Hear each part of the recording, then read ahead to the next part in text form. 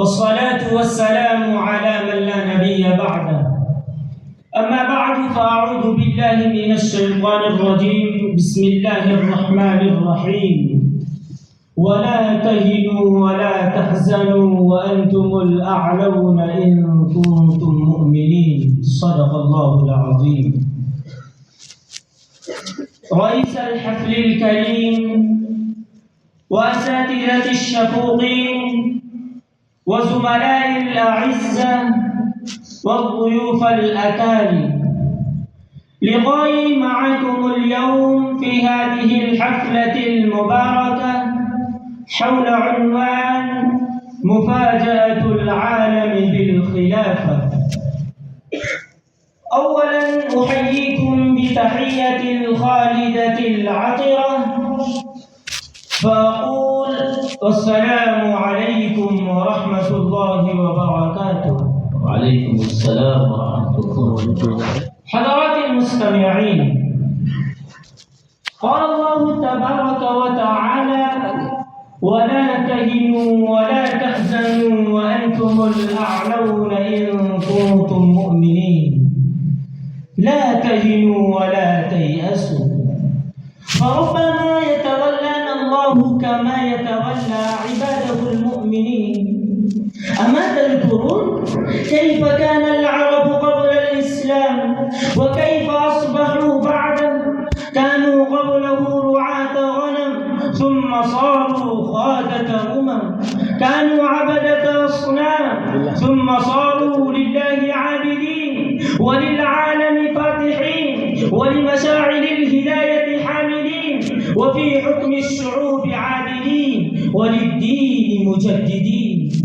لا تهنوا ولا تحزنوا، فسر نهضتنا وانتصاراتنا وكرامتنا وعزتنا ديننا وقرآننا، فلا يزال غضا طريا في صدور رجالنا ونسائنا وأطفالنا، وسوف يبعث فينا الحياة من جديد. فلا تهنوا فالذي نصر محمدا قادر أن يبعثنا من جديد، وقادر أن ينصرنا كما نصر أجدادنا الذين صارت قلوبهم مصاحف هدى وألسنتهم منابر معرفة وأقلامهم رسل علم وكلامهم ذكرا وتلاوة، يتوضؤون فتفتح لهم أبواب الجنة، يصلون فتخشع معهم الجبال، يسجدون فتنحني لهم الجبابرة، يجاهدون فتقاتل معهم الملائكة،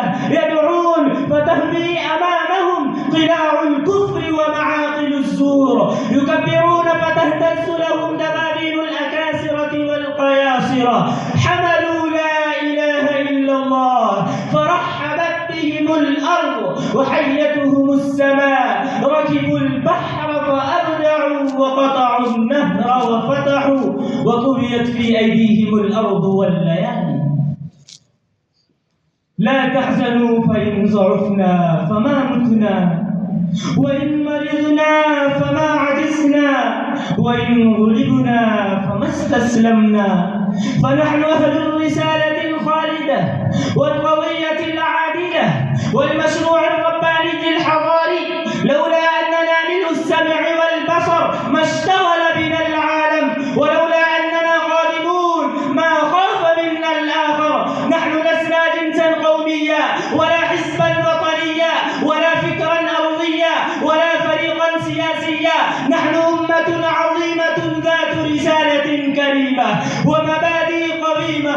نحن عرب وعجم، بيض وسود، علماء وعامة، أغنياء وفقراء. نحن أمل الشعوب المستضعفة، فنحن إلى الله ومع الله وبالله وعلى الله وفي الله.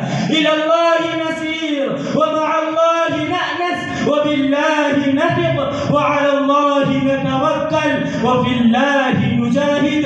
نقول كلمة الفصل: لا نخاف في الله لومة لائم.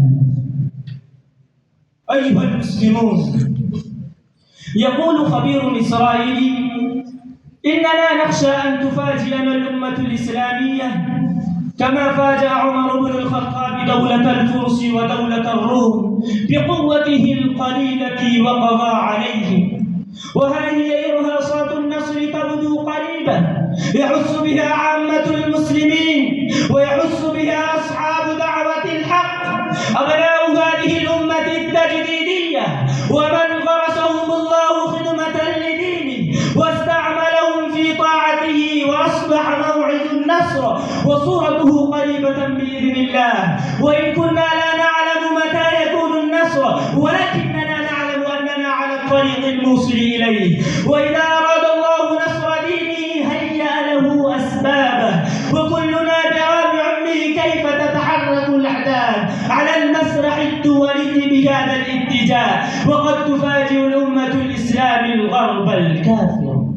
نعم، طال الابتلاء ولكن قرب النصر، لذلك فإنهم يخشون أمة الإسلام صاحبة المواقف العظيمة والمعارك الخالدة، ويخشون أن تعيد الأمة سيرتها الأولى وتفاجئهم كما تفاجأ الفرس بمعركة القادسية. أيها الإخوة، وبعد أن هدم الكفار دولة الإسلام وقسمها باتفاقية سايس بيكو، ظنوا أن الأمر استقر لهم في بلاد المسلمين بعد محاولة نشر ثقافتهم ومفاهيمهم المادية الهابطة. لكن هؤلاء الكفار بعد فترة قصيرة تفاجؤوا بأول أثر من آثار هذه العقيدة السامية في حياة المسلمين، ألا وهو إعلان الجهاد على قواه العسكرية المستعمرة لبلاد المسلمين في المغرب الإسلامي والشام ومصر والعراق وغيرها من بلاد. فكانت الثورات ضد الاستعمار العسكري ذات طابع إسلامي مرتبط بالعقيدة الإسلامية ونابع من مفاهيم الجهاد والتضحية والفداء والشهادة وكراهية الكفار. وقد قدم المسلمون في هذه الثورات ملايين الشهداء في أعمال بطولية عالية لم يعهد الكفار لها مثيلا في حياتهم ولا في تصوراتهم. وكما قال عمر بن الخطاب رضي الله عنه: اعلموا أنكم لن تظهروا على عدوكم بعدد ولا عدة ولا حول ولا قوة، ولكنه بعون الله ونصره ومنه وفضله. أيها المسلمون، استبشروا، فالأيام القادمة ستفاجئ أوروبا وأمريكا وروسيا بجند الأمة الإسلامية، وستطردهم شر طردة كما طرد أسلافهم الصليبيين والتتار والمغول، وسينتهون كما انتهت قريش وفارس والروم إلى مزابل التاريخ. وبعدها ستتوالى المفاجآت من أمة الإسلام لتصبح حقائق يفاخر بها المسلمون ويهابها الكفار، وسيعلم الذين ظلموا أي منقلب ينقلبون. أكتفي بهذه الكلمات. السلام عليكم ورحمة الله وبركاته. ما شاء